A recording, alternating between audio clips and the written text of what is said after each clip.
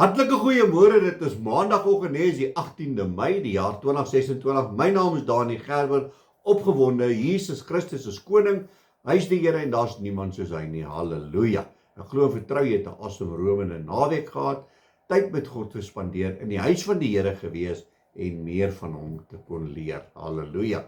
En vandag praat ons 'n bietjie oor waaksaam, nee.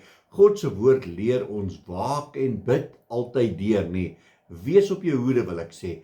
Kyk om jou rond. Ons lewe in 'n wêreld wat ons nie met toe oë kan loop nie. Ons moet regtig waar waak en bid. As ons kyk na al die geweld wat om ons aangaan, die moord, die roof, die haat van mense, is dit nodig dat ek en jy, my boetie, waak en bid. God se woord bring vir ons voor, as ons gaan kyk, daar's omtrent so 147 Bybelverse wat net praat oor waak en bid. En dit is hoe belangrik dit is, dat ek en jy moet waak en bid. Nou ek wil so 'n paar gedeeltes met ons deel, hier Matteus 26, hy sê hier so in verse 41, hy sê, waak en bid, dat julle nie in die versoeking kom nie. Die gees is wel gewillig, maar die vlees is swak.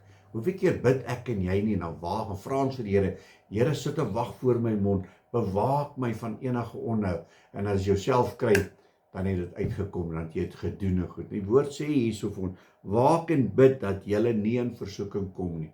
Die gees is gewillig, maar die vlees is ons 'n bietjie teenstrydig, en ons sukkel daarmee. Maar dit is belangrik dat ons op 'n punt kom, dat ons dit kan doen. En dan die tweede gedeelte is 1 Petrus 5, hy sê in verse 8, wees nugter en waaksaam, want julle teestander, die duiwel, loop rond soos 'n brullende leeu en soek wie hy kan verslind. En dit is so. Sodra jy 'n dag deurgegaan het en jy voel, wow, vandag het ek 'n awesome romende tyd met die Here gehad. Wat gebeur môre? Dan kom die Satan en dan kom ruk hy jou weer die mat onder jou voete uit. Daar waar jy gevoel het, jy loop hier op die wolke en nou is jy hier onder. En jy dink by jouself, ek kan net nie, die Here sal my nooit meer kan vergewe nie. Ek sondig so baie.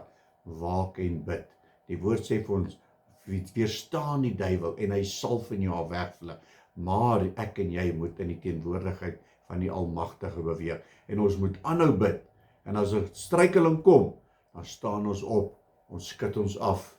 Wat maak hy kleintjie as hy loop en hy val? Hy bly nie lê en gooi 'n tantrum nie. Nee, hy staan op en hy skud hom af en hy loop weer.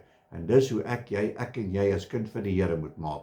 Ons staan op nadat ons geval het. Ons bly nie lê nie.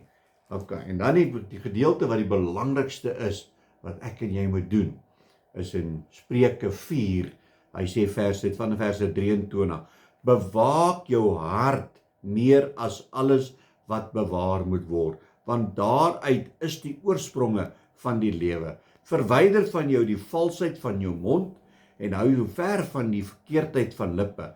Laat jou oë reguit kyk, en laat jou ooglede hulle reg voor jou uithou. Maak die pad van jou voet gelyk, en laat al jou weë vas wees. Wyk nie regs of links af nie. Hou jou voet ver van die boosheid. Hierdie is 'n waarskuwing, dat ek en jy moet waak en bid altyd deur. Want as ons dit nie gaan doen nie, dan gaan slegte goed oor ons lippe kom, slegte goed gaan uit ons harte kom, en dit is nie wat God vir my en vir jou beplan het nie. Ons is daar om vir mekaar te bid, vir mekaar te seën, mekaar te voorspoed toe te wens, nie om slegte goed uit ons harte te kom nie. Hoeveel mense weet jy van vandag wat 'n slegte hart het? Hy sê sommer, man, daai ou se hart is swart. Hy het nie hart nie. Hy kry aarvoeding. So ek en jy moet pas op, dat ons moet waak en bid teen hierdie goeters. Wees waaksaam. Amen. Kom ons bid saam.